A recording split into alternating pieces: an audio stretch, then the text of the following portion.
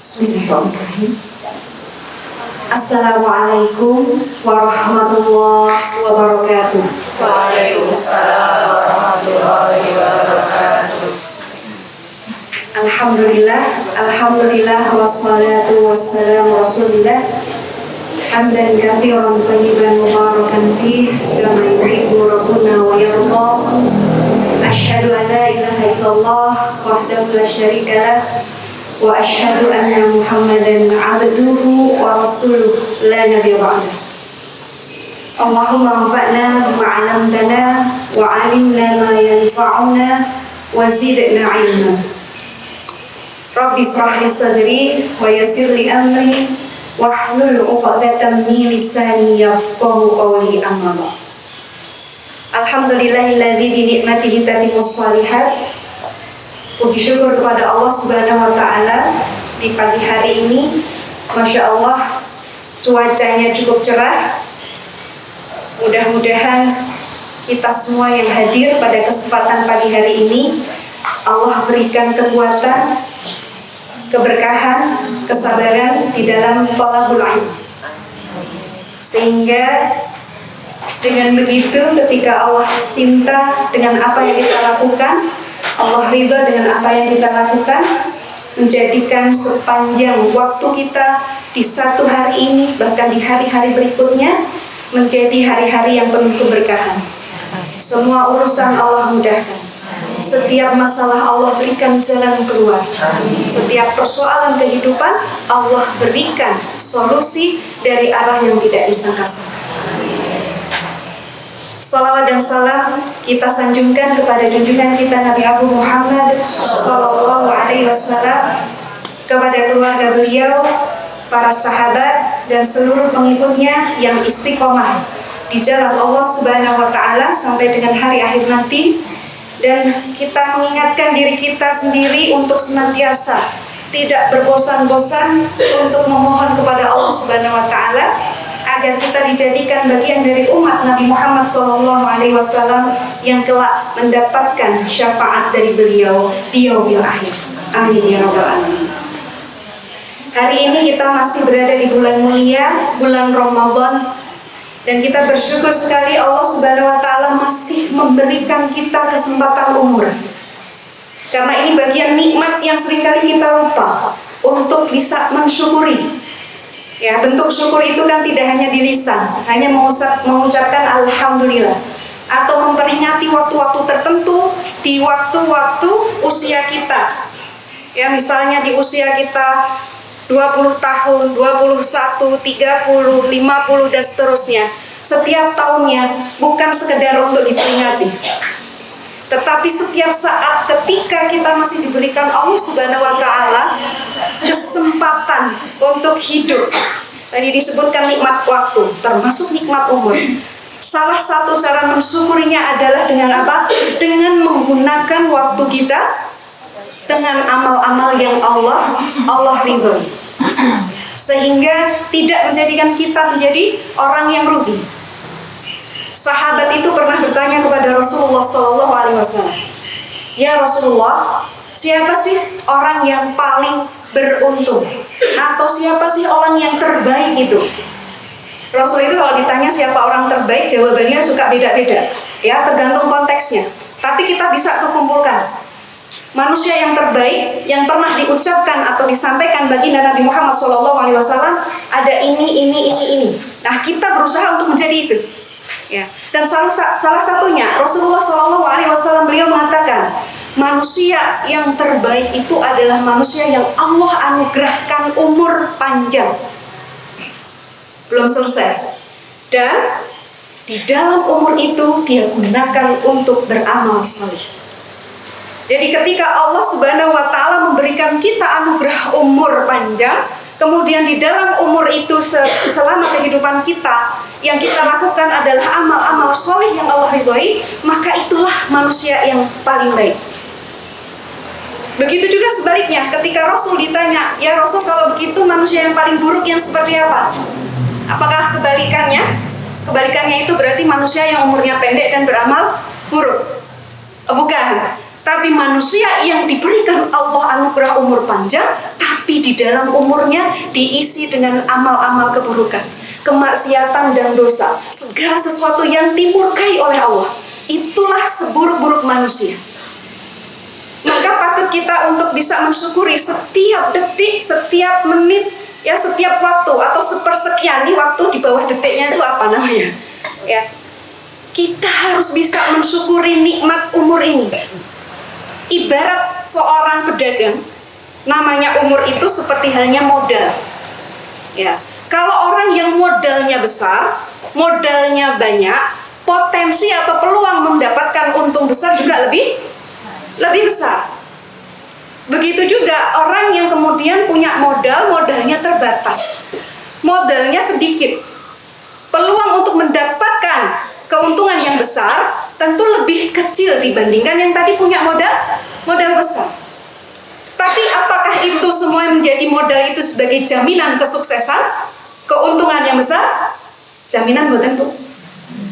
Tidak, karena ada banyak di antara orang-orang yang punya modal besar dalam bisnis, dalam usaha, dalam perniagaan, dalam perdagangannya. Tapi tahu-tahu bangkrut, tahu-tahu kolaps.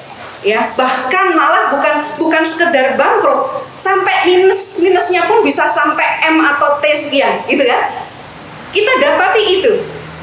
Berarti modal ini bukan satu-satunya, ya. Bukan satu-satunya yang menentukan keberhasilan atau kesuksesan. Sama juga dengan pengusaha, pedagang, ya, atau bisnismen yang modalnya terbatas, seadanya, ya. Ini juga punya peluang loh memiliki satu kesuksesan atau untung yang besar dari usahanya. Ada peluang itu. Bukankah kita dapati begitu banyak success story gitu ya? Kisah suksesnya para pengusaha, para pebisnis yang dimulai dari keterbatasan. Mungkin dimulai dari membuka kiosnya di garasi rumahnya, atau memulai perdagangannya dari dapur rumahnya, dan seterusnya dan seterusnya. Tapi bisa sukses, bisa. Maka ada faktor penting yang nanti bisa kita analogikan dengan nikmat umur sebagai modal beramal solih di kehidupan kita di dunia. Yang diperlukan satu adalah ilmu. Ilmu untuk apa? Untuk bisa mengelola modal itu, untuk bisa berbisnis dengan mengelola modal itu supaya mendapatkan keuntungan, bukan malah kerugian. Sama juga ketika kita diberikan Allah anugerah waktu dengan umur kita. Kalau kita tidak punya ilmu, maka kita tidak mampu untuk mengelola, memanajemen umur kita. Umur kita ini macam-macam di sini. Mungkin ada yang kepala 3, ada yang kepala 4, ada yang kepala 5, 6, ada yang sudah kasih kode 6, ada yang 7 mungkin. Ya, atau mungkin di atasnya lagi. Anggaplah kita sama-sama. Di sini mungkin ada yang di bawah 3, kepala 3? Gak ada ya. Anggaplah nih, di usia yang sama 30 tahun. Ibu bisa pastikan bahwa setiap dari kita ketika di usia 30 tahun, sama nih semua, sudah lewat usia 30 tahun. Sama atau tidak pencapaian amal solihnya? Pasti beda. Padahal yang dikasih waktunya sama. Sama-sama 30 tahun, ya, sehari 24 jam, sepekan 7 hari, sebulan 30, 31 atau 29 hari. Sama waktunya. Tapi kok bisa berbeda dalam pencapaiannya, dalam amal solihnya? Karena apa? Bisa jadi mungkin belum punya ilmunya, sehingga kurang optimal di dalam mengelola usianya. Ada yang hari-hari menghabiskan waktu untuk rebahan, ada yang hari-hari menghabiskan waktu untuk ngomong ke sana, ngomong ke sini, ya, nyari teman ngobrol, karena sepi di rumah, sudah pada sekolah anak-anak, gitu ya. Ada juga yang menghabiskan waktu, di mana nih ada majelis taklim, aku datang, gitu ya. Ini setiap pekan ya, berarti hari Jumat. Setiap Jumat berarti sepekan sekali minimal ada jadwal untuk thalabul ilmi, untuk mengaji di majelis taklim Azizah, atau barangkali juga bisa ngaji di tempat-tempat yang lain. Ada yang menghabiskan waktu untuk belajar memperbaiki bacaan Al-Qur'annya, ya, supaya Allah ridho dengan kita. Ada yang menghabiskan waktunya untuk menekuni bidang-bidang profesi sebagai bidang keahliannya. Macam-macam. Ya. Jadi setiap orang diberikan modal. Kalau di sini rata-rata sudah di atas 30, berarti kan sudah lewat itu angka 30. Tapi pencapaian kita berbeda. Tergantung apa? Bagaimana kita mengelolanya. Cara kita tahu mengelolanya seperti apa kan harus dengan ilmu. Ya. Nah, ketika kita memahami bahwa umur itu adalah bagian dari nikmat Allah yang perlu kita syukuri, ya. Dan umur ini cara bersyukurnya tidak sekedar tadi di lisan, tapi salah satunya adalah dengan memanfaatkannya dengan sesuatu yang Allah ridhoi, yaitu amal soleh yang diridhoi Allah. Ya. Termasuk hari ini Allah takdirkan kita masih berjumpa dengan bulan Ramadan. Berapa banyak teman kita mungkin, saudara kita, tetangga kita, ya, yang kemudian tidak berkesempatan untuk berjumpa lagi bulan Ramadan di tahun ini, atau bahkan sudah masuk Ramadan tapi baru kemarin lusa, baru pekan lalu dikabarkan sudah tidak ada, sudah dipanggil Allah, sudah sampai ajalnya. Ibu pernah dengar kisah mimpinya Thalhah bin Ubaidillah? Pernah dengar ya? Ada yang pernah, ada yang belum. Sahabat Thalhah bin Ubaidillah ini adalah salah satu di antara 10 sahabat yang dijamin masuk surga. Ketika berada di Madinah, beliau pernah mengetahui ada 2 orang bersaudara, 2 laki-laki bersaudara yang masuk Islam bersama. Ya, di hadapan Rasulullah SAW mereka mengucapkan kalimat syahadat. Kalau namanya orang baru masuk Islam, umur berapapun, ya itu seperti halnya seorang manusia yang bersih, yang kalau kemudian ada dosa, maksiat di masa lalu itu dihapuskan.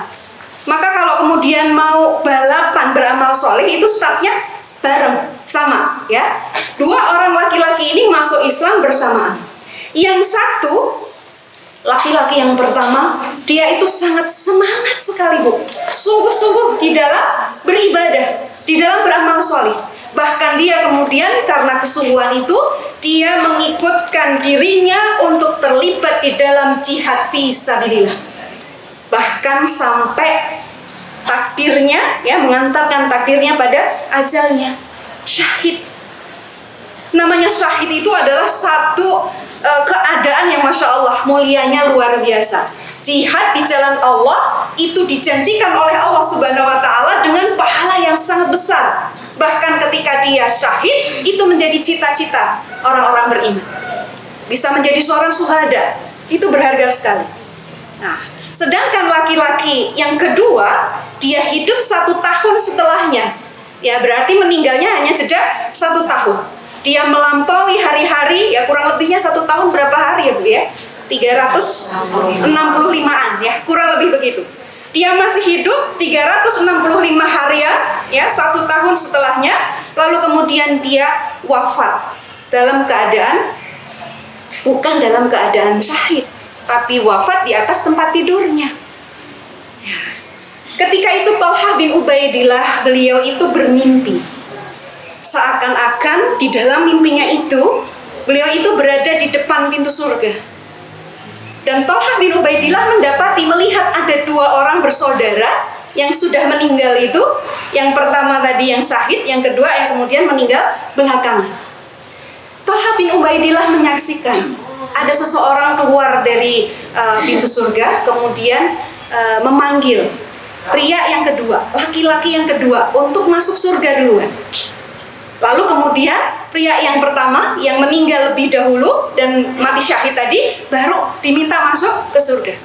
Setelah itu keluar lagi menemui Thalhah bin Ubaidillah. Ngapain? Menyampaikan ini belum waktunya. Yang tadi kita sampaikan nih, Thalhah bin Ubaidillah salah satu sahabat yang dijamin masuk surga. Tapi itu belum waktunya. Karena ini masih dalam kondisi mimpi dan belum ajalnya Thalhah bin Ubaidillah dan belum waktunya masuk surga. Maka suruh kembali. Terbangunlah dari tidurnya, maka kemudian Thalhah bin Ubaidillah menceritakan mimpi itu kepada para sahabat. Sampai ceritanya ini viral, gitu ya. Dan Rasulullah Muhammad SAW mendapati cerita dari Thalhah bin Ubaidillah. Bagaimana mimpinya itu membuat para sahabat terheran-heran. Herannya kenapa?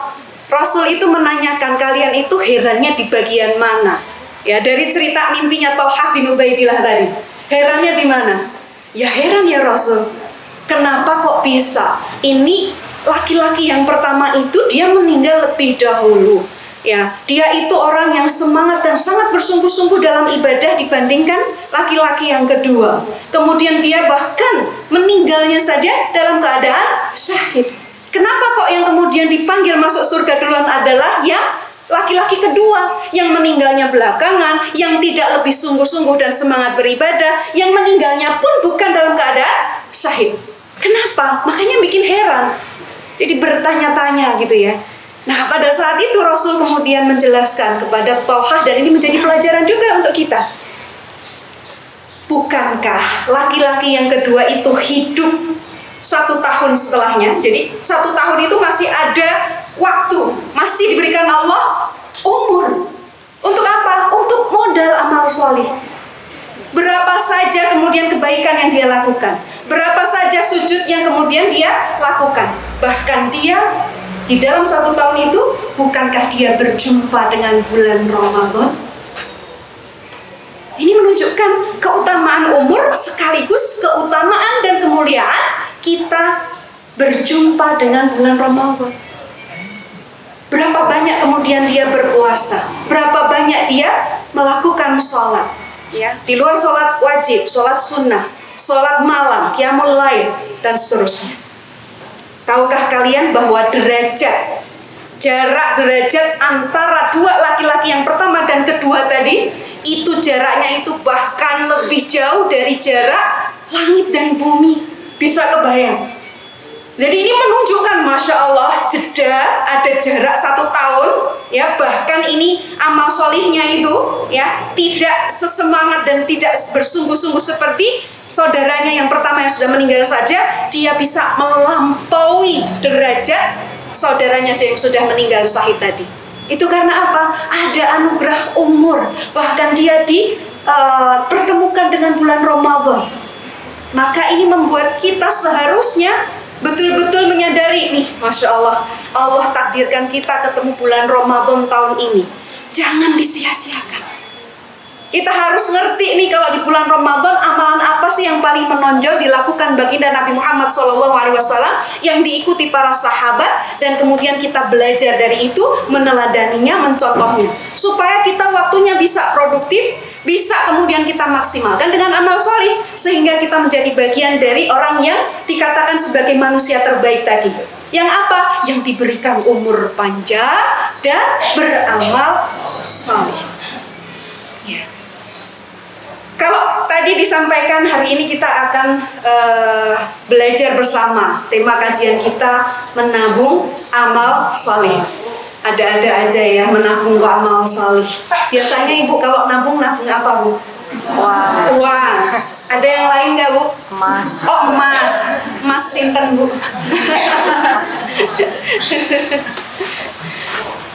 Uang, emas. Ada lagi yang ditabung bu? Tanah.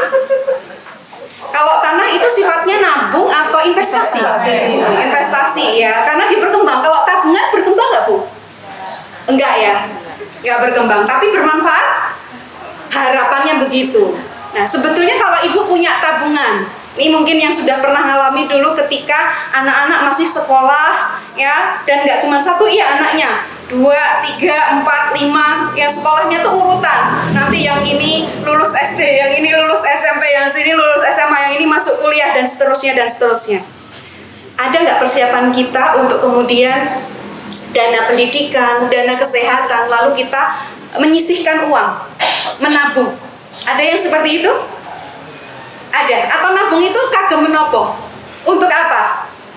Naik haji. Ada tujuannya ya bu ya? Terus apa? Ada nggak yang mempersiapkan tabungan itu untuk dana cadangan? Kalau ada apa-apa, nggak kedabukan gitu bu? Nggak harus nyebrak sana, nyebrak sini gitu. Ada nggak yang punya tujuan seperti itu?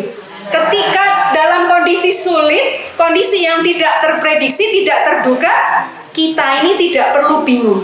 Ya, kalau secara profesional dari ahli keuangan, namanya keuangan keluarga yang sehat itu, ya, finansial keluarga yang sehat itu katanya itu kita punya di dalam keluarga itu punya simpanan atau tabungan minimal adalah 6 bulan kebutuhan kita. Jadi kalau kebutuhan kita setiap bulan misalnya 3 juta, satu keluarga 3 juta misalnya, ya. Maka kalau kita ingin keluarga kita punya keuangan yang sehat dari sisi profesional finansial gitu ya, kita harus punya seminimalnya, sesedikit-dikitnya itu adalah 3 juta kali 6 bulan. Berapa Bu itu? 18 juta. Itu minimal kita punya tabungan itu. Untuk apa? Untuk antisipasi kalau terjadi ada kesulitan, ada musibah, ada PHK, termasuk seperti kemarin ketika terjadi pandemi. Ya, mungkin ada sesuatu yang membuat ya finansial keluarga tergoncang. Maka yang harus dilakukan apa? Ya kita kan pasti akan penyesuaian, harus mencari solusi ini itu. Tapi sepanjang kita kemudian penyesuaian, mencari solusi, itu 6 bulan itu adalah waktu yang diharapkan cukup. Karena masih punya tabungan. Jadi kalau dalam kondisi sulit, kondisi kepepet, kita bisa gunakan tabungan kita untuk menolong kita. Jadi nggak kebingungan. Itu kalau dari sisi finansial. Kalau dari sisi amal sholih, ya kita perumpamakan mirip-mirip. Karena bisa jadi Bu, amal sholih kita di masa lalu itulah yang menyelamatkan kita di hari ini ketika kita berada dalam kesulitan, ketika kita berada dalam masalah, ketika kita berada dalam suatu musibah. Ibu pernah dengar kisah yang disampaikan Rasulullah Muhammad SAW, cerita tentang 3 orang laki-laki yang terjebak di dalam gua. Ya, bukan Ashabul Kahfi loh ya, bukan Ashabul Kahfi. Ini cerita yang lain. Ada 3 orang laki-laki yang terjebak di dalam gua. Ketiga-tiganya ini dalam satu perjalanan, ya dalam satu safar. Saat itu hujan sangat deras, sangat lebat, ya kemudian hari sudah mulai gelap. Mereka kemudian mencari tempat untuk berteduh, untuk bernaung. Ya jangan dibayangkan tempatnya seperti tempat kita sekarang, bisa minggir mampir di warung gitu ya, atau bersinggah di rumah penduduk. Tidak ada. Yang didapati hanya ada sebuah gua. Dan guanya pun juga tidak seperti gua-gua pada umumnya di Indonesia yang pintunya bisa banyak. Pintu masuk sama keluar beda.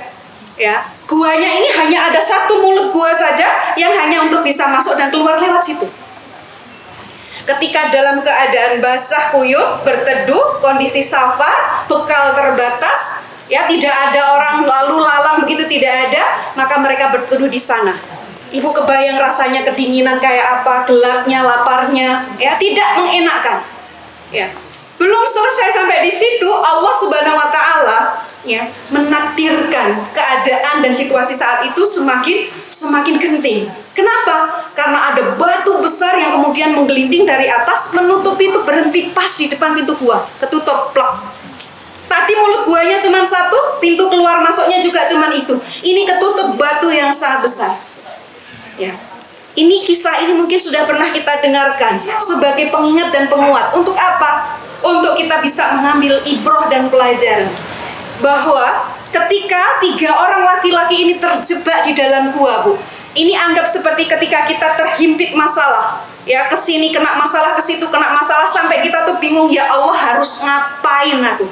Harus apa saya? Gitu ya. Ketika 3 orang ini sudah tidak punya harapan untuk bisa ditolong oleh manusia, untuk bisa selamat keluar dari gua itu, maka satu-satunya penolong yang bisa mereka harapkan dan andalkan hanya Allah Subhanahu wa taala. Kadang kita itu dibenturkan dan dihadapkan pada masalah yang betul-betul sampai kita tuh mentok gitu ya Bu, nggak ngerti mau ngapain lagi, sudah nggak tahu gimana. Itu supaya kita itu lari kepada Allah, supaya kita itu merasakan bahwa yang bisa menolong satu-satunya cuma Allah. Nah, ternyata ketika itu 3 laki-laki ini menyadari bahwa yang bisa menolongnya hanya Allah, yang bisa diharapkan hanya Allah. Dan mereka memahami senjatanya orang beriman itu adalah doa. Tapi ada ya yang berdoa sudah siang malam, setiap sujud, setiap waktu mustajab berdoa, tapi belum diijabah gitu ya. Karena memang ada cara-cara Allah mengijabah doa, ada macamnya. Dikasih langsung, ditunda, diganti, atau nanti ketika di akhirat baru dikasih. Itu bisa. Tapi ada juga yang memang Allah mau ijabah, tapi terhalang. Terhalang oleh apa? Oleh dosa. Mungkin ada makanan haram yang masuk, sehingga doa kita tidak bisa diijabah Allah Subhanahu wa Ta'ala karena kesalahan kita. Maka yang kita minta pertama itu kan pasti minta ampun dulu. Di bulan Ramadan manfaatkan untuk memperbanyak istighfar. Ya, istighfar di waktu-waktu yang mustajab, di antaranya di waktu sahur. Ya. Minta ampun sama Allah. Karena kalau Allah sudah ampuni dosa-dosa kita, yang turun adalah rahmat. Ya, ketika Allah sudah turunkan rahmat kepada kita, mau doa apapun itu tidak ada hijab lagi. Tidak ada yang membatasi lagi. Nah, 3 orang laki-laki tadi ternyata mereka memahami pertolongan hanya bisa diharapkan dari Allah, maka mereka berdoa. Doa itu sudah senjatanya orang beriman. Tapi ketika doa disertai dengan tawasul. Ada yang tahu Bu tawasul apa? Pribadi Bu? Oh, belum tahu, kurang tahu. Ada yang lain mungkin pernah dengar tawasul, terus apa itu tawasul? Perantara. Dengan perantara. Oh, perantara. Perantara apa dengan apa? Tawasul itu. Perantara. Ya. Jadi kalau misalnya ada kurir Gojek itu kita jadikan perantara untuk mengirimkan barang. Apakah bisa dikatakan kita bertawasul? Enggak ya. Konteksnya apa? Coba lebih spesifik. Perantara. Perantara mendoakan orang lain. Belum tepat. Ya. Tawasul itu Bu, itu adalah wasilah kita menggunakan sesuatu, yaitu amal sholih. Untuk apa? Untuk menjadi perantara betul supaya Allah Subhanahu wa Ta'ala lebih mempercepat dikabulkannya doa. Apa yang dilakukan 3 laki-laki di dalam gua tadi? Laki-laki yang pertama, ketika dia berdoa, dia mengatakan, "Ya Allah, aku ini adalah seorang laki-laki dengan keluarga dan memiliki orang tua yang sudah sepuh. Setiap hari, setiap kali pulang, dia akan melayani orang tuanya, ibu bapaknya." Jadi dulu itu kalau makan itu biasanya dengan susu. Susu apa? Perahan binatang ternaknya. Karena harta bagi mereka di zaman itu adalah ternak. Ya, punya hewan ternak yang gemuk-gemuk, yang banyak air susunya, itu jadi satu harta yang luar biasa. Dan mereka sudah cukup bahagia dengan itu.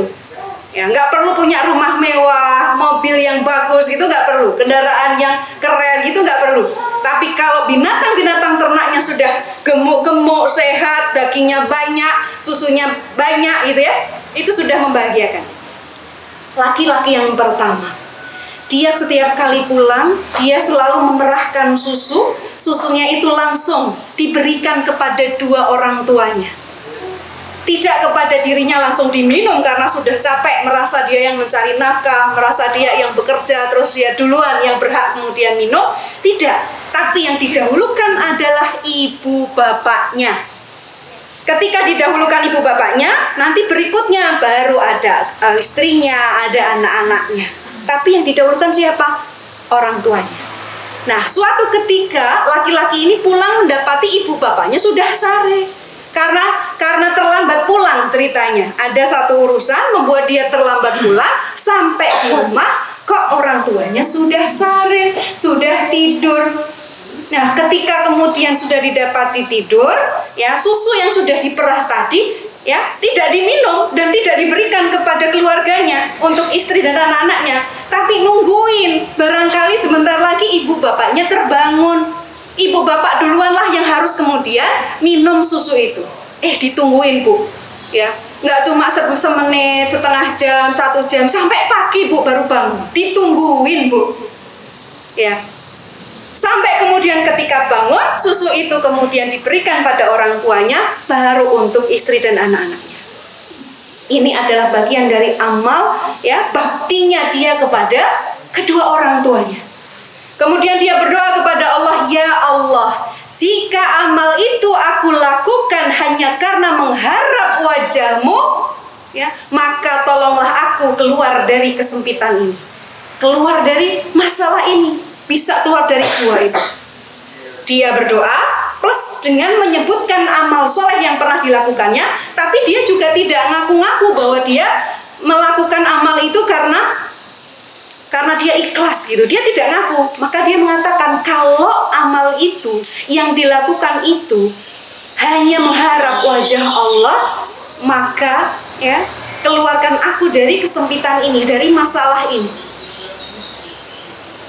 Jadi kita akan berharap ya setiap amal yang kita lakukan itu diterima Allah Subhanahu wa Ta'ala, karena kita tidak pernah tahu mana sholat yang diterima Allah, mana puasa kita yang diterima Allah, mana sedekah kita yang diterima Allah. Kita nggak pernah tahu.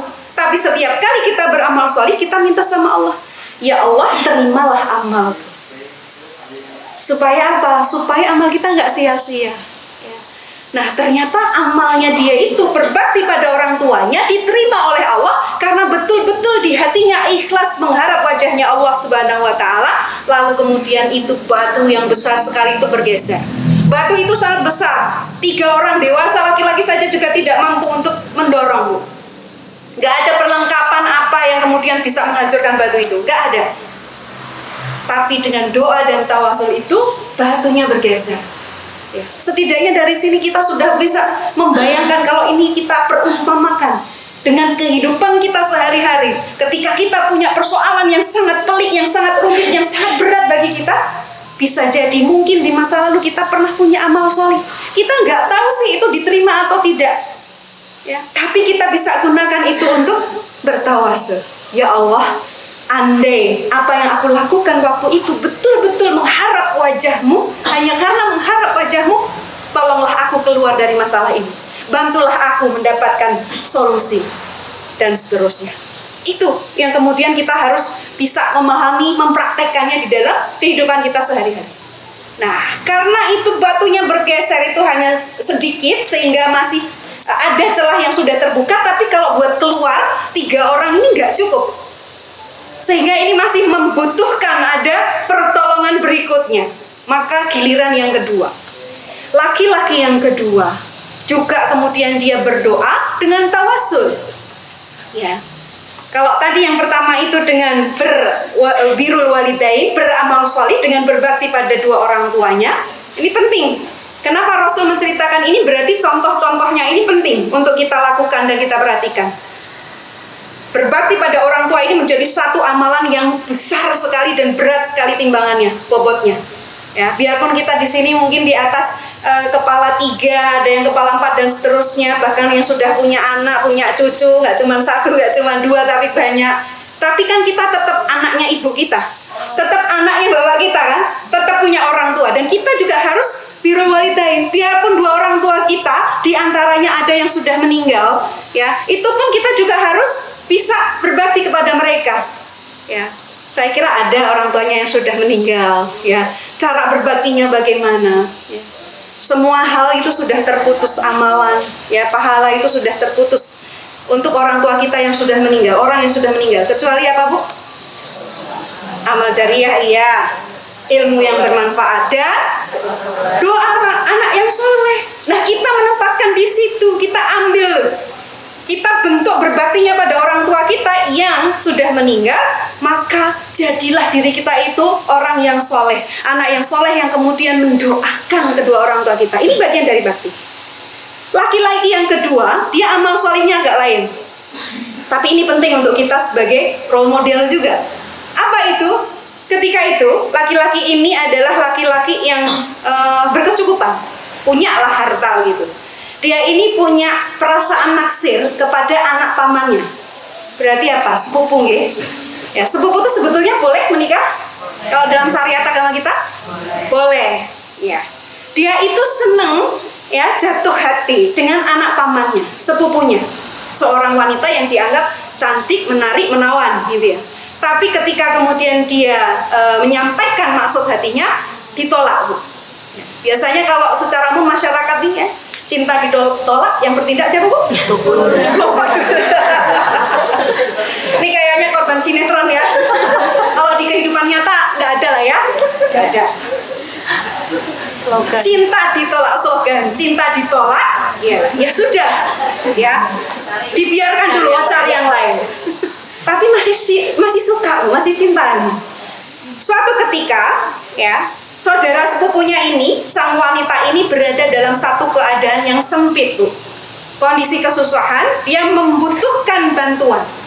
Maka dia datangi saudara sepupu yang laki-laki tadi. Kesulitan ekonomi. Si laki-laki yang kedua tadi, dia sudah siapkan sejumlah uang, nggak sedikit, Bu, 120 dinar.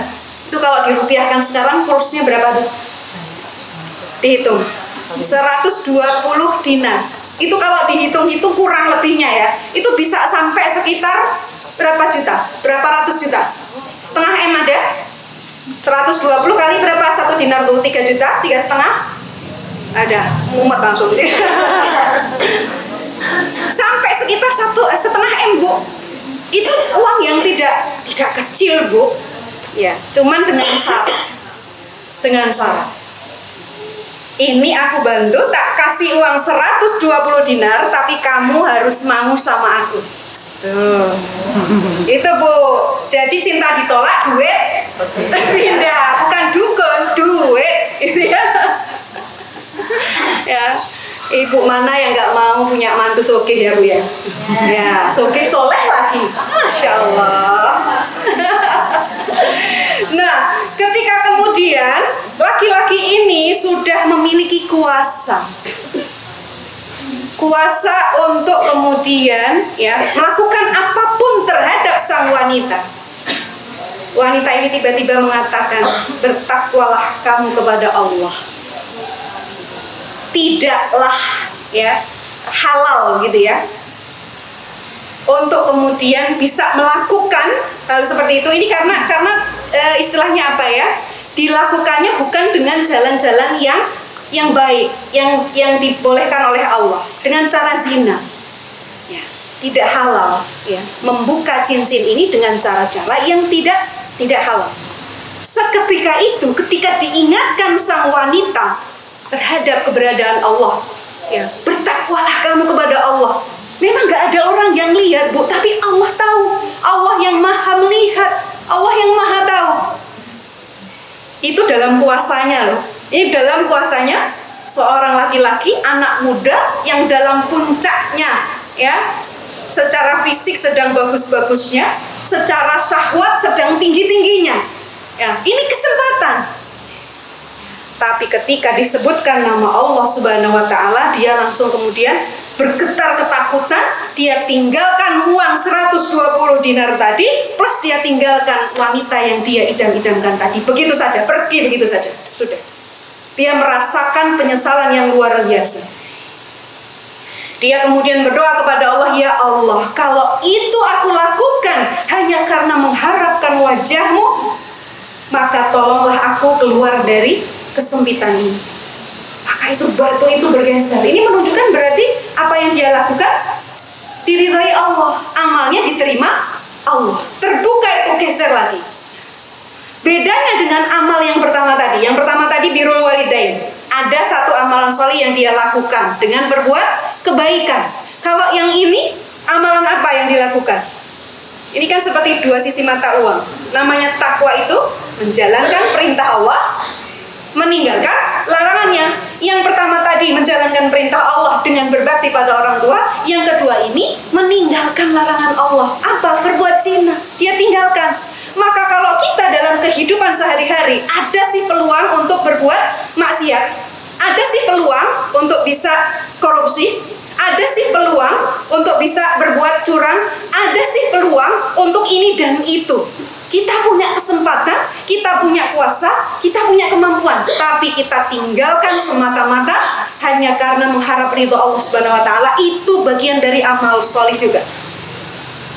Kita ada kesempatan nih, Bu, dapat hutangan dari bank.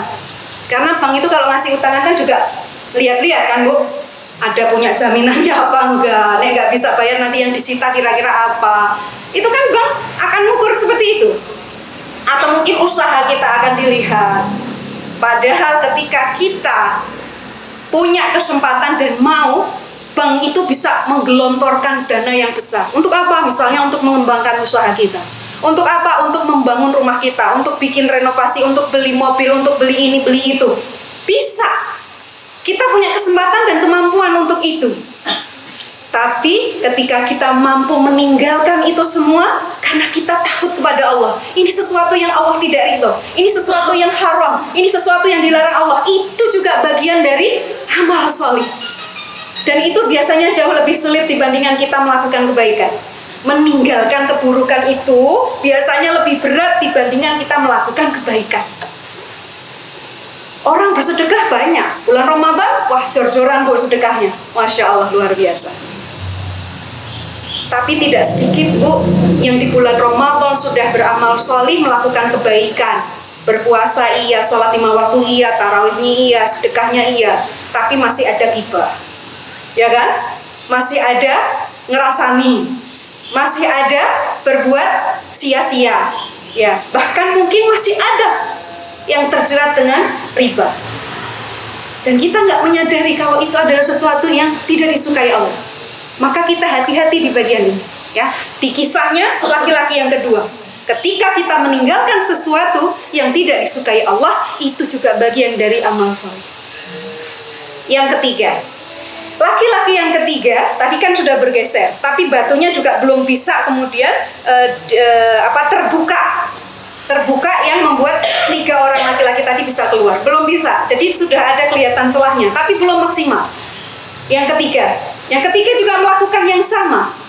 Dia berdoa dengan tawasul amal solih yang pernah dilakukannya. Dia ini adalah seorang bos. Seorang bos punya karyawan. Karyawan itu biasanya nanti akan ada waktu-waktu tertentu dibayarkan upahnya. Ya. Suatu ketika ada salah seorang karyawannya yang dia itu selesai bekerja, dia itu pergi, tidak langsung mengambil upahnya sampai lama, sampai waktu yang lama. Upahnya tadi masih dipegang bosnya, ya si laki-laki yang ketiga. Upahnya tadi tidak didiamkan, tidak didepositkan juga, ya, tidak ditabung atau didiamkan dan tidak juga dia makan. Tapi dia gunakan untuk apa? Untuk dikembangbiakkan, untuk dikelola, dibelikan ternak. Ternaknya beranak, berkembang biak sampai kemudian satu lembah itu isinya adalah ternak-ternak hasil pengembangan upah sang karyawan. Suatu ketika karyawan itu kemudian datang menemui bosnya lagi, laki-laki yang ketiga ini datang ke sana untuk nagih. Bos, dulu tuh aku pergi belum sempat ambil upah, sekarang aku mau ambil hakku. Mana bos? Gitu ya. Kalau kita bisa jadi loh, di sini ini sudah tidak bersih lagi, sudah kotor lagi, apalagi sudah melihat, memegang, ya ada harta yang banyak beranak pinak. Ya tadi kan disebutkan binatang ternak itu hartanya. Sudah ada binatang-binatang ternak, ya satu lembah penuh, ya kalau di tempat kita mungkin lapangan itu, waduh saya kiambak gitu ya. Kan dianon itu kalau dibiarkan di lapangan itu. Itu bisa jadi loh, kita hanya kasih ya sudah nih upahmu sekian. Ya, kalau yang jahat, loh salahmu sendiri, kenapa dulu nggak diambil, ya sudah nggak ada duitmu, gitu bisa juga, ya. Atau setidaknya, ya sudah nih, kalau misalnya dulu upahnya anggaplah UMK-nya kita sekarang berapa bu? 21, ya 21, kasih tuh senilai UMK ya, kasih aja, nih uangmu. Padahal nilai dari hasil pengembangan upahnya dia dulu itu mungkin sudah jadi ratusan juta atau mungkin sudah sampai miliaran. Tapi yang dilakukan oleh laki-laki yang ketiga tadi, si bosnya tadi, dia dengan jujur mengatakan, tuh upahmu ambil semuanya. Kan kaget, bos jangan bercanda. Oh dia tuh paham kerjaannya kayak apa, gajinya seberapa, senilai UMK aja kok tahu-tahu dikasih rumah mewah, ya, dikasih kendaraan yang bagus. Nah, nilainya kan segitu, ratusan juta bahkan mungkin miliaran. Saking banyaknya ternak yang sudah berkembang biak. Bercanda bos. Iya beneran, ini buatmu semua, ini punyamu. Dulu upahmu itu aku kelola, aku belikan binatang ternak, aku pelihara sampai beranak pinak dan itu semua punyamu. Kasih, ambil. Ya. Ketika itu amal soleh dia lakukan, dia mohon kepada Allah, dia bertawasul dengan amal itu, ya Allah, jika yang aku lakukan itu karena hanya mengharap wajahmu, tolonglah aku keluar dari kesulitan ini. Dan benar Bu, terbuka lagi sampai kemudian akhirnya celahnya cukup untuk keluar 3 orang laki-laki tadi dari dalam gua. Laki-laki yang ketiga memiliki satu kebaikan amal soleh dengan apa? Dengan sesamanya, berbuat baik dengan orang lain. Dan kadang-kadang yang kita lakukan bahkan cukup hanya mesem saja, maaf ya, mesem saja, senyum saja dengan siapapun yang kita jumpai, saudara kita, tetangga kita, teman kita, siapapun orang yang bahkan nggak kenal di jalan, kita tiba-tiba senyum. Dan orang yang kita senyumi itu, Masya Allah, dia sedang punya masalah yang seabrek-abrek. Dia sedang dimusuhi keluarganya, dia dijauhi tetangganya, sampai kayak dia hidup seorang diri. Ketika ada orang tahu-tahu senyum ramah dengan dia, kayaknya itu masalah bisa selesai gitu. Ya Allah, masih ada orang yang senyum sama aku. Itu bisa jadi satu amal yang nilainya besar di sisi Allah Subhanahu Wa Taala, dan kita nggak pernah tahu. Kita nggak pernah tahu. Sehingga amal-amal soleh yang kita lakukan itu bisa jadi kita tidak tahu kalau itu adalah satu amalan yang bobotnya tinggi. Karena amalan yang bobotnya tinggi biasanya adalah amalan yang kaitannya ada di hati. Dengan apa Bu? Dengan keikhlasan. Dengan keikhlasan. Dari cerita ini kan kita bisa tahu, pertama, bahwa amal soleh kita yang Allah terima, yang Allah ridho, itu ternyata bisa menyelamatkan kita di kesulitan-kesulitan yang terjadi di dunia, bahkan kelak yang akan menjadi penolong kita ketika kita ada di akhirat. Yang kedua, ketika kita kemudian berdoa, memohon kepada Allah, itu ada syariatnya di dalam agama kita untuk bertawasul. Bahkan Allah Subhanahu Wa Taala di dalam Al-Quran, nanti bisa dicek di Al-Maidah. Al-Maidah itu surat kelima, surat kelima ayat 35. Allah memerintahkan kita untuk menjadi orang yang bertakwa. Bertakwalah kamu, ya. Dan di situ disebutkan adalah wasilah, dan carilah wasilah untuk mendekatkan diri kepada Allah. Nah, wasilah di sini yang dimaksud adalah melakukan amal salih yang Allah ridhoi dengan tujuan apa? Untuk mendekatkan diri kepada Allah.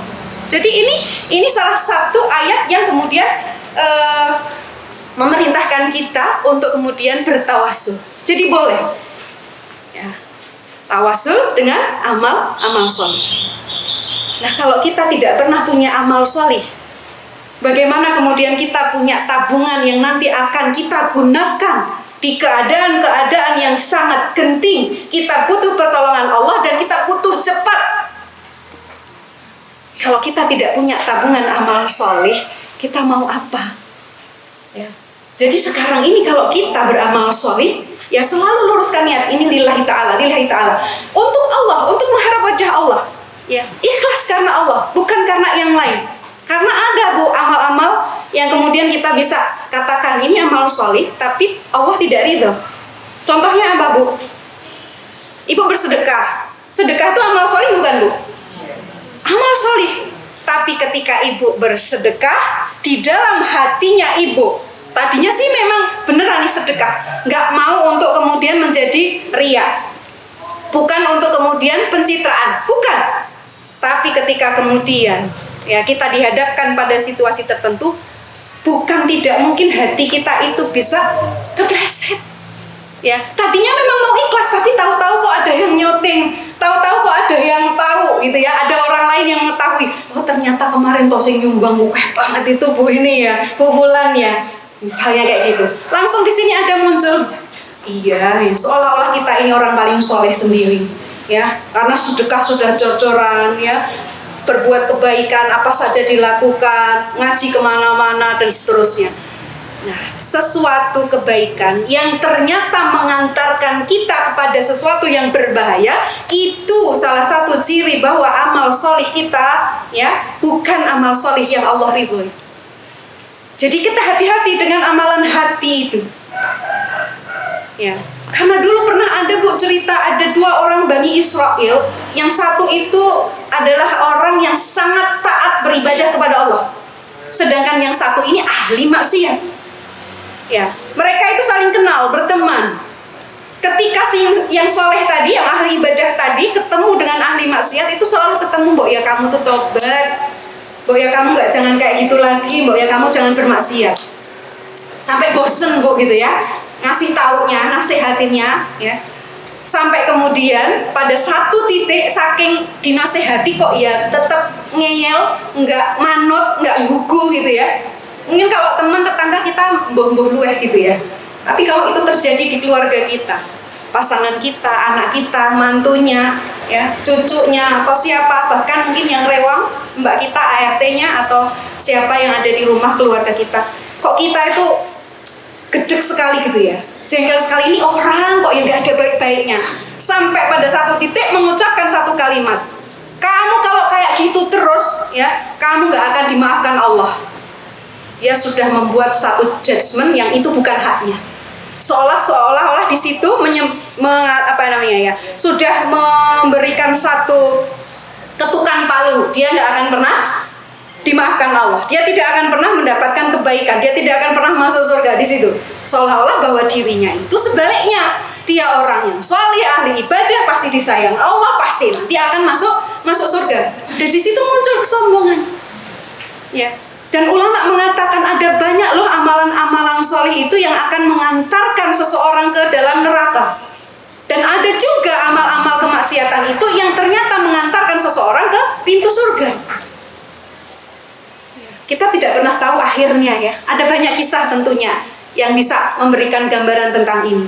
Maka setiap kita beramal, sebelum sampai kita tahu kaki kita ini akan melangkahkan ke dalam surga, kita ini belum ngerti amal kita ini diterima atau enggak. Jadi kita kalau melihat orang yang belum ngaji, yuk gak usah gimana-gimana gitu. Bisa jadi dia lebih baik dari kita, karena amalan hati itu berat sekali bobotnya. Berat sekali.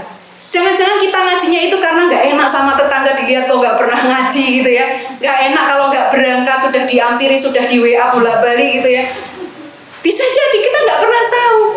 Sehingga kita jangan meremehkan mungkin orang yang kita lihat dari sisi keilmuan agamanya, atau dari sisi dilihat dari kebiasaan kesehariannya, penampilannya dan seterusnya, kayaknya bukan cerminan orang soleh. Tapi kita jangan mengejudge, jangan menilai dengan sebelah mata, karena kita tidak pernah tahu akhir dari kehidupannya dan akhir dari kehidupan kita. Kita minta sama Allah supaya kita ini bisa istiqomah ketika meninggal juga dalam keadaan husnul khatimah. Ya, kita nggak pernah tahu. Tapi kita lihat nih, kalau mau lihat nih orang-orang yang beramal soleh, baru kita kepengen, wah aku mau kayak gitu, aku gitu. Nah itu buat semangat iya. Tapi kalau lihat yang mungkin ya belum ngaji, banyak maksiat, kita jangan kemudian mengejudge. Sudah memastikan nih orang bakalan masuk neraka, nih orang nggak dapat kebaikan dan seterusnya, jangan. Nah ini kita untuk introspeksi kita. Nah di bulan Ramadan ini adalah waktu emas, waktu kita yang berharga untuk apa? Untuk kita nabung sebanyak-banyaknya amal solih. Nabung sebanyak-banyaknya amal solih, nggak usah hitung-hitungan. Tadi aku sudah ngeluarin sedekah berapa, tadi aku sudah buat baik apa, aku sudah meninggalkan larangan apa dan seterusnya. Nggak usah mikir, pokoknya dilakukan semata-mata karena Allah. Dan jangan dibatasi, ya. Amal solih itu hanya kaitannya dengan ibadah mahdoh. Sholatnya, puasanya, zakatnya, sedekahnya, bukan sekedar itu. Bahkan berbuat baik kepada orang lain itu termasuk amal soleh. Berbuat baik kepada lingkungan amal soleh. Kita bekerja untuk kemudian menafkahi keluarga, ya, terkhusus para suami-suami di rumah. Di luar ya, ada juga sih mungkin yang kerjanya dari rumah ya, karena ini sudah model dunia yang berbeda. Kalau dulu bekerja ya harus keluar, sekarang sudah WFH.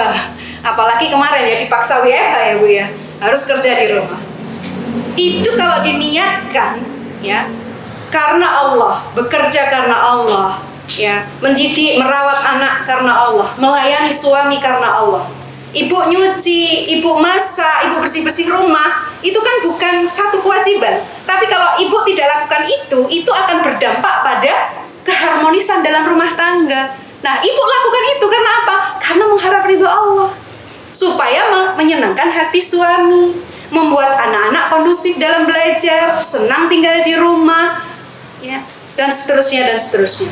Itu bagian juga dari amal soleh yang perlu kita kemudian perhatikan. adalah setiap kali kita beramal sholih itu kita koreksi, ikhlas gak ini karena Allah, ya. Karena hati itu betul-betul lemah sekali, ya. Maka ada doa yang diajarkan Nabi. Salah satunya doa apa? Urusan hati. Ya muqallibal qulub, tsabbit qalbi ala dinik. Itu diantaranya. Bahkan ini kata Ummu Salamah. Beliau mengatakan, pernah ditanya sahabat, doa apa yang sering dipanjatkan Rasul ketika bersama denganmu? Maksudnya ketika ada di rumahnya Ummu Salamah, di jatah harinya Ummu Salamah. Aku paling sering mendengar Rasul berdoa, ya muqallibal qulub, tsabbit qalbi ala dinik. Kenapa kok berdoa seperti itu? Padahal Rasul ini sudah jaminan surga. Kalau ada dosa sudah diampuni, yang di masa lalu, yang akan datang. Ini kekasihnya Allah. Apa-apa mudah bagi Rasul kalau beliau mau, gitu kan? Tapi kata Rasul Shallallahu Alaihi Wasallam, beliau menyebutkan bahwa hati ini berada di genggaman tangannya Allah. Jangan dibayangkan tangannya kayak tangan kita ya, nih. Nah ini, tapi sebutannya begitu.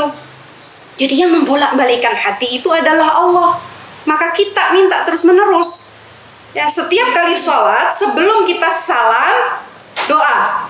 Selain minta 4 hal, ya, ditambahkan lagi doa supaya hati kita ini ditetapkan pada agama Allah. Ya, itu diantaranya. Nah, kemudian Rasul juga mengajarkan doa yang lain. Ikhlas itu karena Allah. Jadi kalau karena bukan Allah, selain Allah, berarti itu termasuk syirik, betul? Termasuk sebetulnya, karena melakukan sesuatu untuk selain Allah. Sebetulnya itu kan bentuk kesirikan. Sirik yang kita tahu, yang kita sadari, dan ada sirik yang kita tidak tahu. Ya termasuk itu. Ya, dan ini halus sekali. Sirikan yang sangat halus dan lembut itu bisa dibayangkan seperti seekor semut hitam yang sangat kecil berada di atas batu yang hitam, ya, di kegelapan malam. Ketok mboten Bu. Ketinggalan mboten. Saking halusnya sirik kayak gitu. Maka diantaranya doa yang Nabi ajarkan kepada kita, berdoa berlindung dari kesirikan. Kesirikan yang kita ketahui, kita sadar ketahui ini sirik. Datang ke dukun kita tahu sirik itu nggak boleh sirik gitu ya. Sudah jelas ngerti ya. Kalau ngikuti apa namanya Bu? Yang di majalah-majalah itu zodiak. Ya, lahirnya tanggal berapa, bulan apa, termasuk bintangmu apa gitu ya. Kalau ibu-ibu zamannya kayak gitu enggak? Oh ada, pernah dulu zaman mudanya. Atau anak-anak sekarang juga masih mengenal yang seperti itu. Kalau zaman saya dulu kan modelnya majalah ya, belum ada media sosial. Majalah, terus apa lagi ya, di TV juga acara-acara TV. Itu yang dimunculkan apa? Zodiak. Itu juga bagian dari bentuk kesirikan. Tapi seringkali kan kita tidak tahu karena tidak belajar, tidak ada ilmunya. Nah kita berlindung dari yang seperti itu. Allahumma inna na'udzubika min an nusyrika. Ada yang bisa bacaannya? Kalau ini domirnya kita ya. Kalau yang domirnya sendiri juga ada. Ada yang sudah bisa doanya? Allahumma inna na'udzubika min an nusyrika bika syai'an na'lamu wa nastaghfiruka lima la na'lamu. Intinya kita minta tolong sama Allah. Jadi apa-apa itu kita jangan menyandarkan pada kemampuan kita. Ya kalau yang biasa sudah baca zikir pagi petang, pagi dan sore. Salah satunya juga ada doa tuh. Doa apa? Yang kita ini menyerahkan semua urusan ke Allah dan tidak menyandarkan sedikit pun pada diri kita sendiri, kemampuan kita, kepintaran kita, ya, kekuasaan kita, pengaruh kita, nggak ada. Ya Hayyu ya Qayyum bi rahmatika astaghitsu aslih li sya'ni kullah wa la takilni ila nafsi tarfata'in. Itu bagian. Nah, ini untuk pengingat kalau kita sudah bagus nih pagi petang sudah berzikir, sudah tahu bahkan sudah hafal, gak usah baca lagi. Ya. Coba sekarang kita pahami makna dari setiap zikir dan doa di pagi dan petang itu apa. Itu Masya Allah, itu penjagaan luar biasa. Ya. Kalau doa mohon perlindungan dari kesirikan tadi, saya dapati itu ada juga di Al-Maqsurat. Ya, Al-Maqsurat. Biasanya ada juga yang zikir pagi dan petangnya pakai Al-Maqsurat. Ya. Nah, tapi kalau saya sarankan ya kita zikir pagi dan petangnya sebagaimana yang diajarkan Rasul ya. Kalaupun kemudian di dalam Al-Maksurat ada doa-doa yang bagus, ya ambil saja tapi tidak perlu didawamkan pagi petangnya. Ya, ketika ada kesempatan berdoa, waktu-waktu mustajab, tempat-tempat mustajab, gunakan itu. Ya, doa itu. Jadi Al-Maksurat itu juga bagian doa-doa yang kumpulan doa-doa begitu ya. Di antaranya doa-doa yang luar biasa. Salah satunya itu tadi memohon perlindungan dari kesyirikan. Supaya kita apa? Bisa beramal sholih dengan ikhlas semata-mata mengharapkan ridhonya Allah. Maka kita persiapkan Ramadan tinggal sisa berapa hari nih Bu kalau hitungan 30 atau 29 hari? Ada yang 29 mungkin nanti atau ada yang 30. Ya ini hari ke-18 atau 19. 10 malam dan hari terakhir bulan Ramadan, betul-betul. Ini waktunya kita ya untuk berkesempatan menabung amal sholih dalam waktu yang pendek, dalam waktu yang singkat, tapi kita bisa nabung banyak. Kita dapat combo Bu. Ya. Mau enggak Bu? Kalau biasanya cuma nabung sepekan berapa Bu? Harian atau bulanan nabungnya Bu?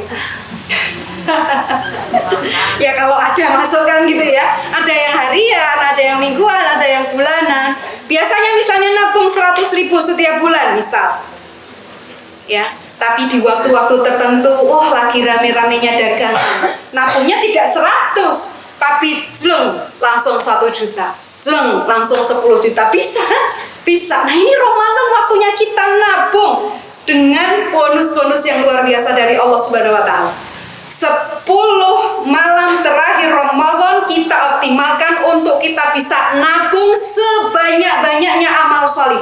Dan Rasul Muhammad SAW sudah memberikan panduan kepada kita bagaimana kita mengisi hari-hari di bulan Ramadan, malam-malam di bulan Ramadan, terkhusus di 10 malam yang terakhir.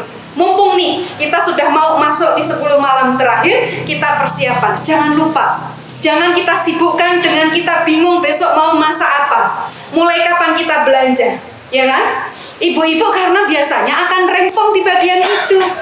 Ya, kalau bisa kita desain setiap Ramadan, apalagi akhir Ramadan, hal-hal yang dibutuhkan, entah baju baru anak, entah beres-beres bebersih, entah memasak, kita persiapkan. Ada nggak yang bisa meringankan supaya waktu kita nggak habis di dapur, supaya waktu kita nggak habis di mall, ya, tapi waktu kita habiskan di masjid atau di rumah minimal. Karena kalau wanita itu kan ada tamu bulanan, ya, jadi nggak bisa kalau iktikaf. Iktikaf itu syaratnya di masjid, tapi bisa dilakukan ibadah yang lain di rumah, bisa.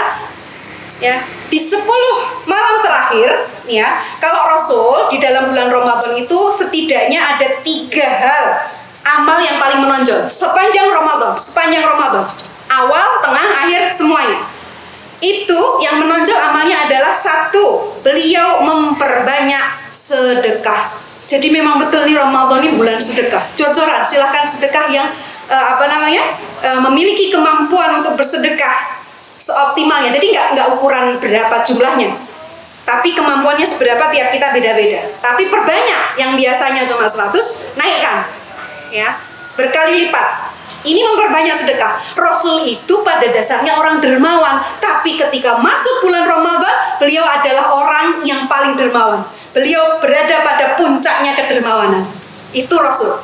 Yang kedua, amal yang kita kejar di bulan Ramadan, Rasul itu memperbanyak bacaan Al-Qur'annya. Ya, terlebih beliau gabungkan. Di mana bacaan Al-Qur'annya? Di dalam sholat.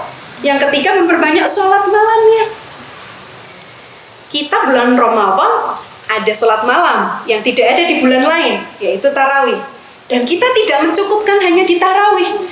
Biasanya kan tarawih di masjid, ba'da isya langsung ya lanjut ada tarawih. Nanti pulang ya istirahat, malam itu bangun lagi. Apa? Ada tahajud, ada sholat hajat, ada sholat tobat. Ya, sholat itu dilakukan, sholat malam minimal 2 rakaat. Ya, kalau belum ditutup witir, tutup witir. Kalau sudah ditutup ya tinggal sholat yang lain. Seperti itu. Jadi perbanyak sholat. Itu di semua sepanjang Ramadan Rasul lakukan itu. Itu 3 hal yang beliau lakukan paling menonjol sepanjang bulan Ramadan. Nah, yang perlu kita perhatikan nih, yang 3 hal tadi tetap masih untuk apa? Untuk mengisi yang 10 malam terakhir. Rasul melakukan 3 hal yang lain, yaitu 1 iktikaf.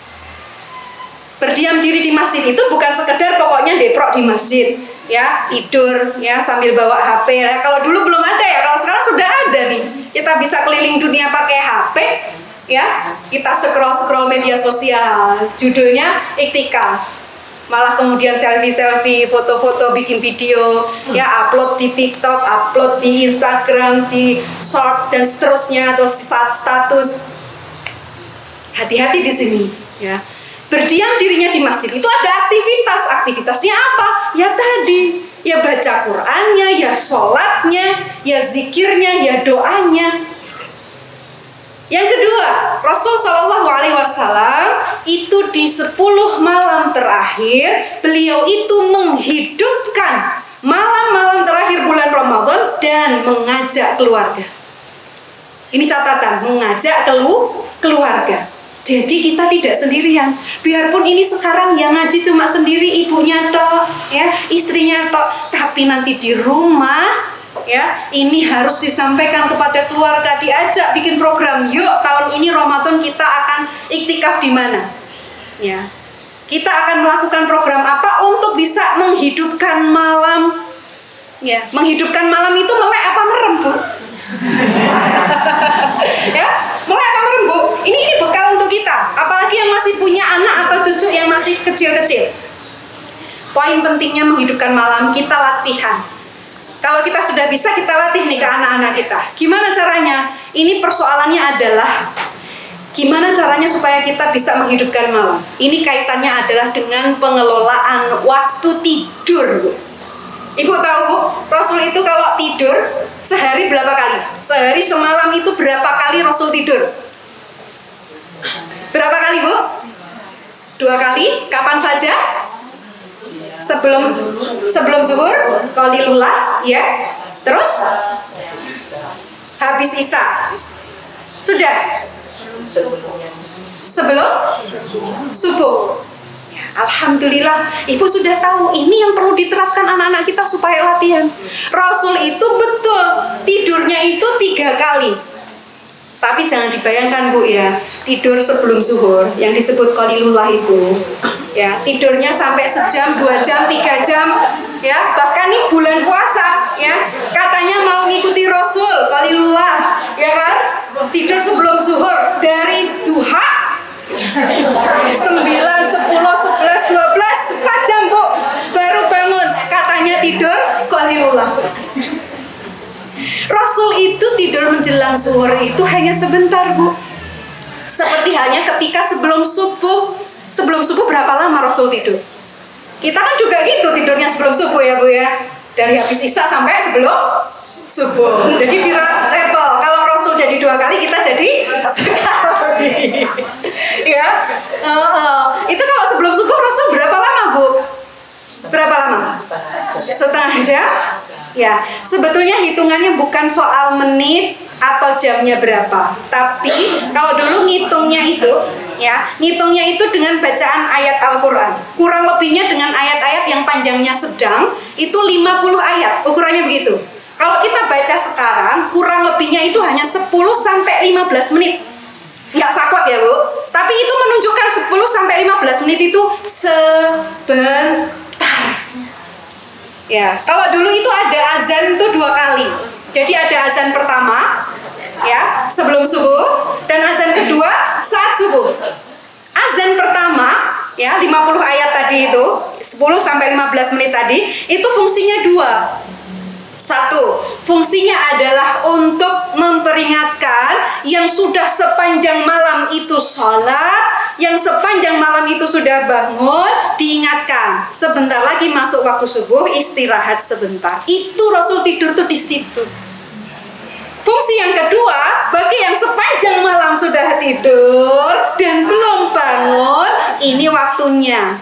Ya, bangun sebentar lagi subuh, minimal tuh dapat witir serakaat. Ya, bisa lumayan tambah tahajud 2 rakaat gitu ya. Itu kalau bangunnya tuh langsung bangun beranjak. Kalau bangunnya baru jam berapa sih, itu nyari HP-nya dulu. Oh, sebentar lagi ambil selimut lagi lah ya, itu masih lama. Jadi untuk anak-anak kita ajarkan, kita latih, Bu. Kita latih gimana? Kalau kemudian anak-anak kita mau produktif, bisa beramal sholih dengan optimal, manfaatkan waktu. Salah satunya adalah dengan cara mengatur tidur. Selambat-lambatnya anak bangun tidur itu adalah di azan pertama tadi. Ya, jadi 10 atau 15 menit sebelum subuh. Kalau ada anak-anak kita masih bangun di jam 4:30, di jam 5, padahal subuhnya sekarang jam 4 berapa, Bu? Oh, sudah 4:30 ya. 4:30 ya. Itu berarti ada masalah. Masalahnya apa? Biasanya cek dulu jam berapa mereka tidur.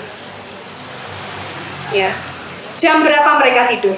Karena Rasul Shallallahu Alaihi Wasallam, beliau itu, ini kata Bunda Aisyah. Bunda Aisyah itu pernah kedatangan tamu ponakan ya, anak dari saudara perempuan, ponakan ya, namanya Urwah bin Zubair. Dia datang dengan temannya ke rumahnya Bunda Aisyah saat Rasul itu sudah wafat. Setelah Ba'da Isya, Urwah ini ngobrol-ngobrol sama temannya di tempat Bunda Aisyah. Ini ke tempatnya bule ya, karena kakaknya asuh. Bunda Aisyah menegur sama Urwah. Wahai Urwah, tidak begini caranya Nabi menghabiskan malam. Rasul itu tidak pernah tidur sebelum Isya, dan beliau tidak pernah begadang setelah Isya. Beliau melek atau bangun setelah Isya itu kalau ada persoalan umat yang harus diselesaikan. Tapi kalau tidak ada, secara umumnya Rasul Ba'da Isya itu tidur. Kapan beliau bangun? Cek di surat Al-Muzammil ayat 1-4. Wahai orang yang berselimut, bangunlah di tengah malam, kurang atau sedikit. Malam itu dari jam 6 sampai subuh. Maaf, dari maghrib sampai subuh. Kalau maghribnya jam 6, subuh 4:30, berarti tengah malamnya di tengah-tengahnya, kurang lebih 11:30 sampai jam 12. Itu tengah malamnya. Rasul bangun jam segitu. Kalau di jamnya kita ya, tengah malam.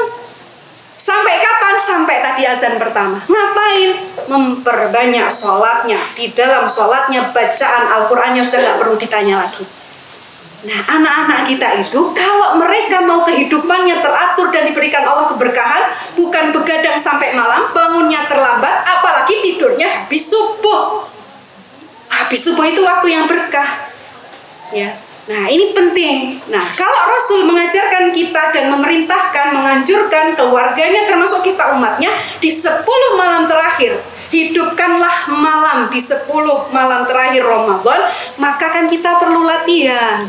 Kalau kita baru tahu ilmunya sekarang, yuk kita latihkan ke anak-anak. Mudah-mudahan Allah kasih umur, ketemu Ramadan akan datang. Kita sudah siap dengan anak-anak kita, sudah terbiasa menghidupkan malam karena mereka tahu kapan tidur, kapan bangun. Ya, termasuk kalau yang di sekolah mungkin tidak ada program Qalilullah, ya, maka pas jam istirahat anak itu misalnya nyender merem sebentar aja, atau meletakkan kepala di meja bangku sekolahnya sebentar saja, 5 menit 10 menit sudah cukup, Bu. Dan itu efeknya dahsyat, karena secara mungkin nanti yang dari kedokteran bisa silakan melakukan penelitian atau mencari jurnalnya. Efek dari kita tidur atau istirahat di siang hari itu efeknya seperti apa? Seberapa bagus dampaknya? Nah, itu diteliti orang luar, Bu. Jadi kalau di perusahaan, produktivitas itu akan menurun ketika karyawan tidak dikasih istirahat siang. Ya, kayaknya tuh kayak mau ngoyo aja ya, semua dipres gitu ya, sampai nggak dikasih istirahat. Tapi ketika diteliti, ya, produktivitas karyawan itu jauh lebih bagus ketika mereka diberikan waktu untuk jeda istirahat. Apalagi ada sedikit tidurnya. Baik, kita sudah jam 9.27 nih, setengah 10. Waktu kita kalau kepanjangan nanti bikin bosan, tidak menjadi satu kebaikan, khawatirnya begitu. Jadi mudah-mudahan apa yang sudah kita bahas pada kesempatan kali ini, kita belajar dari kisah-kisah yang disampaikan Rasulullah SAW dari para sahabat ataupun kisah terdahulu, kita mengambil ibrohnya, mengambil pelajarannya untuk kita manfaatkan Ramadan ini untuk kita bisa menabung amal solih dan nanti itu dilanjutkan ya, supaya nanti tabungannya terus bertambah. Suatu kita butuhkan ya amal solih kita, silahkan gunakan untuk bertawasul. Ya, mudah-mudahan tidak hanya manfaat di dunia, tapi nanti akan menjadi penyelamat kita di akhirat. Amin amin ya rabbal alamin. Itu saja yang bisa saya sampaikan. Mohon maaf atas segala kekurangan dan keterbatasan. Wallahu taala a'lam. Wassalamualaikum warahmatullahi wabarakatuh. Waalaikumsalam.